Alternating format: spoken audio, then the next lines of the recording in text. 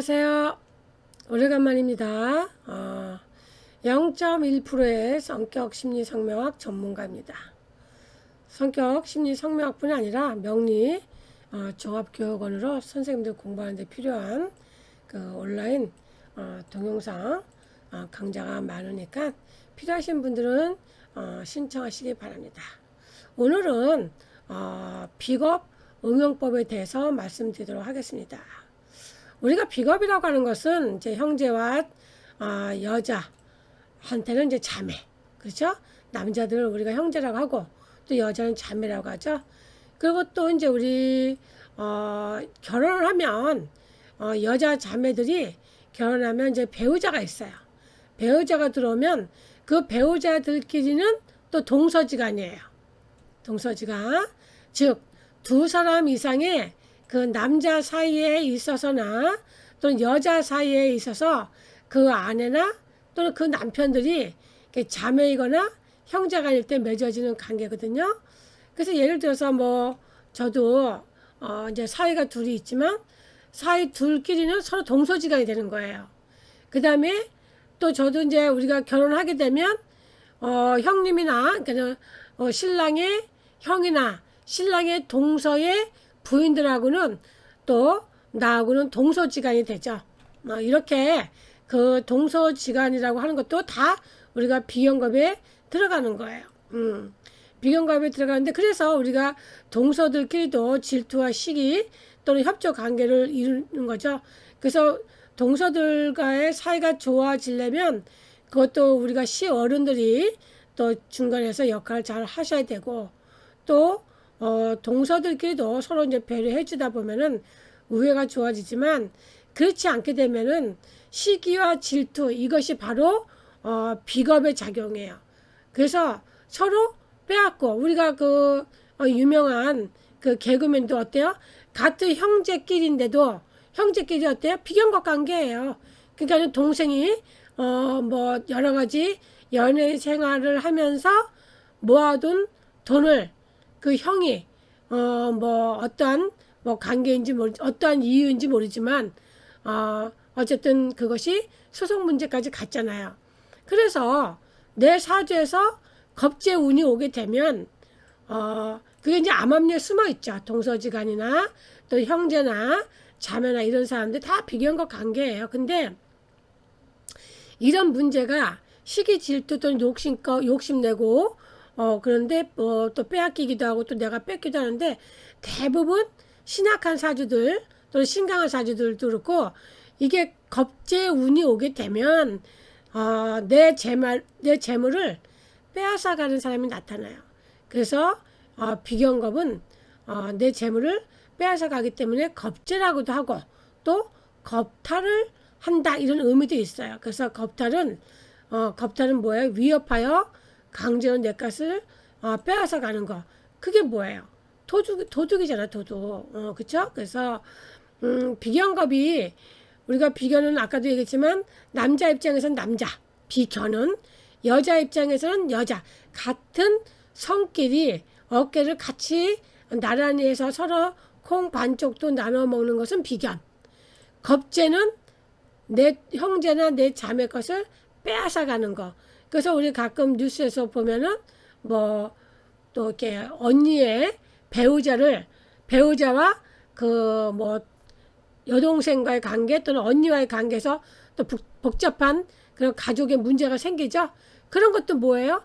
다 뺏기는 거죠. 그래서 겁제 운이 오게 되면 내 성과도 직장 내에서 내 성과도 빼앗기고 또 가족에서는 재물도 뺏기고 또 도둑도 맞고 그런 거예요.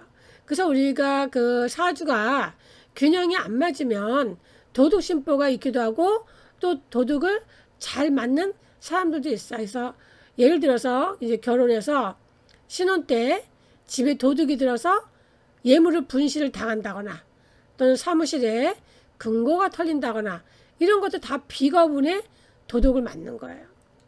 그래서 저도 예전에 제가 을목일주인데 갑오년에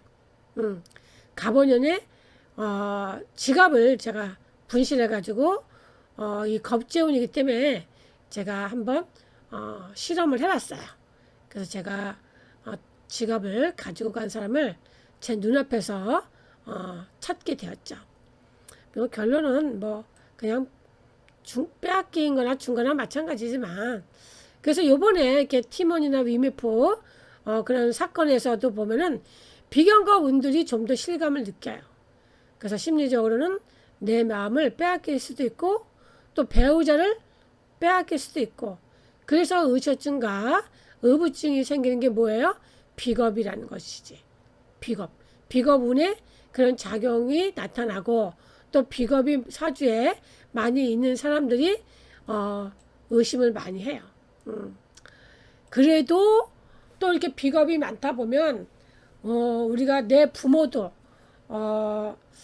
지난번에 제가 힐러리와 그 배우자 클린턴 그 이름을 가지고 사주하고 같이 상담을 했죠. 뭐 상담이나 공부나 진도를 나갔는데, 거기에 보면은 제가 수가 비경겁이 많으면 이복 형제가 있다고 그랬어요. 그러면 그 이복 형제가 많다고 하는 것은 내 부모한테 문제가 있는 거죠. 그래서 사주에 비경겁이 많으면 그런 일이 생긴다는 거죠. 그래서 겁재운이 오면 회사에서도 진급이 안 돼요. 돈만 나가는 게 아니라 회사에서도 내가 노력한 거 다른 사람이 오히려 상 받죠. 난 노예같이 일만 하고. 그래서 이제 대부분 비경겁이 많으면 신강사주거든요. 그래서 신강사주는 항상 도둑을 끼고 있다, 그런 사람이기 때문에 동업을 하면 어때요? 빼앗길 수도 있는 거예요. 그리고 또 이렇게 비경갑 운이 오면은 친구들한테도 전화가 와요. 친구한테 전화 오고, 뭐라고 전화 오냐면 동창회 나오라고, 동문회 나오라고, 또 우리 모임에 나오라고, 동호회 다시 나오라고, 이렇게 연락이 와요. 연락이 오면 어때요? 그럼 또 나가야지. 왜? 이렇게 비경갑 운이 원래 비경갑이 사주에 많이 있는데 또 이렇게 운이 오게 되면 또 그런데 나가고 싶고, 또 뭐 요번에 동창들끼리 가족 모임 야유회가 있으니까 같이 참석해서 우리 놀러 가자 이러면 또 나가요. 이런 운이 오면. 그럼 또 나가서 돈 쓰게 되죠. 뭐 참가비도 내고 또 찬조도 하고. 그래서 이렇게 사주에서 비경겁이 많은 사람들은 개운법이 뭐냐면, 뺏기지 않으려면 찬조를 하는 게 좋아요. 찬조도 하고 또 봉사로 기부도 하고, 그리고 또 이렇게 비경갑 운이 오면 갑자기 또 형제가 보고 싶어져요. 그래서 형제가 보고 싶어서 또 형제들한테 연락해서 모임을 갖게 되고, 그래서 세운이나 대운에서 이렇게 비경갑 운이 오면 또 우리 가게에 나와 같은 업종을 차리는 방해꾼이 생겨서 손님을 나눠 먹어요. 그럼 손님을 뺏기는 거죠. 그래서 내가 회사에서 죽도록 일을 했는데 어때요? 승진은 다른 사람이 하니까 내가 배신감에 회사를 그만둔다거나, 또는 가족끼리도 우리가 같이 동업을 하죠. 가족 사업도 동업이에요. 그래서 나누어 먹는 거죠. 나누어 먹는데 또 운이 안 좋을 때가 되면 어때요? 내가 형제한테 또 뺏기는 거죠. 사례를 들었을 때 신금일주가 양쪽에 경금이 있죠. 이렇게 신금일주는 음이에요. 음이고, 그 다음에 경금일주는 양이죠. 그러면은 양인데 양이 몇 개가 있냐면 3개가 있어요. 이 경금은 광석으로서 지금 미완성 제품이에요. 그러니까 아직은 이 가공이 되지 않은 상태죠. 그런데 이 신금은 이미 가공이 되어서 보석으로 지금 이미 세상에 나온 거예요. 그래서 우리가 신금일주가 있고 이렇게 경금이 쫙 있으면 이 신금이 제일 보석이에요. 그래서 제일 예쁘죠. 인물이 좋고. 그런데 본인보다 이 신금 입장에서 보면은 경금이 본인보다 더 커요. 그러면 주변 경금은 양이고 신금인 나는 음이잖아요. 그래서 신금은 경금을 만나면 보석 신금이 기스가 나요. 왜냐면 이게 가공되지 않은 그 원석하고 보석 완성품하고 옆에다 같이 두면 어때요? 이 다이아몬드가 자꾸 또는 진주가 어때 기스가 나겠죠? 즉 내 얼굴에 완전히 코피가 터지는 거죠. 그래서 친구나 형제들 때문에 또는 강자 속의 약자, 신금은 음이니까 경금은 양이죠. 그러면 내 것을 빼앗기기 때문에 주변 사람들이나 또는 형제들에게 컴플렉스를 많이 느껴요. 그리고 이렇게 천간에 비견겁이 이렇게 떴잖아요. 그쵸? 내가 음인데 양 사이드로 해서 겁재가 이렇게 떠 있으면 배다른 형제가 있을 수가 있어요. 배다른 형제가 있다고 하는 것은 부모님이 이혼하거나 이혼해서 뭐 재혼하거나 또 여러 가지 가정사가 좀 복잡한 그것도 내 팔자에서 나오는 거예요. 그런데 이런 사주가 비견겁 운이 오면 이 신금 일주 입장에서는 또 경금이 오는 거죠. 또 겁재가 온다고 했으니까 또 이렇게 경금이 또 오는 거예요. 그럼 경금이 오면 천간에 또 겁재가 오는 거예요. 겁재는 아까 뭐라고 했냐면 겁탈이라고 했어요. 그러면은 이 겁탈이라고 하는 것은 여러 가지가 있어요. 우리가 그래서 겁재운은 우리가 망신운이다 이렇게 얘기를 해요. 망신운. 왜? 이 망신운에는 여러 가지가 있어요.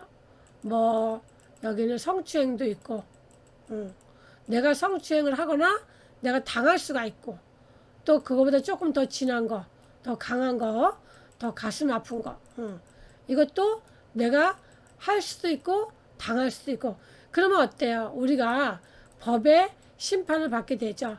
그러면 다른 사람한테 나의 신상이 다 알려지기 때문에 우리가 망신운이라고 그래요. 이게 이제 안 좋은 사주가 이제 그렇겠죠. 그래서 겁탈은 뭐냐면 망신운도 되지만 내 직위도 빼앗기고 이런 문제로 직위도 뺏기고 또 내가 손재수가 있고 또 내 옆에 떡하니 내가 지금 감자탕을 하고 있는데 떡하니 아주 감자탕을 더 큰 집이 쫙 들어오는 거야 이제 건물이. 그러면 어때요? 사람들이 항상 새로 오픈한데 관심을 많이 갖잖아요. 저긴 어떤가. 근데 맛도 더 좋아. 더 깔끔해. 그러면 어때요? 내가 기존에 하던 내 입장에서는 이 피로 인해서 결국은 내가 문을 닫게끔 되어 있는 거예요. 문을 닫게 되면 뭐예요? 그것이 우리가 손재수예요. 그래서 이 경금이 내 것을 가로채니까 취직도 안 되고 왜냐하면 저 간이 이렇게 들어와요. 간이 들어오면은 간이라고 하는 것은 병화도 있고 또 정화도 있는데 이 병정화가 올 때 어떻게 봐요? 나한테 먼저 오지 않고 얘한테 거쳐서 와요. 이렇게 거쳐서 이렇게 그러니까 어때요? 내가 취직도 안 되고 돈도 안 모아지고 또 이거는 주변에 사람들이 많으니까 내가 동업을 할 수도 있죠. 그러면 경제적으로 이익이 줄어들고 항상 내 것을 뺏기니까 그 다음부터 뭐가 생겨요? 의심병이 생기는 거예요. 부부지간에도 의심병. 부부지간에 그 의심병이 뭐예요? 그게 결론은 의부증이고 또 의처증이다. 거기다가 또 비견갑이 강하니까 어때요? 의부증, 의처증에 여기다가 비견갑이 강하니까 또 폭행까지 하죠. 폭행까지 합니다. 그래서 의심병이 생기고 이렇게 겁재가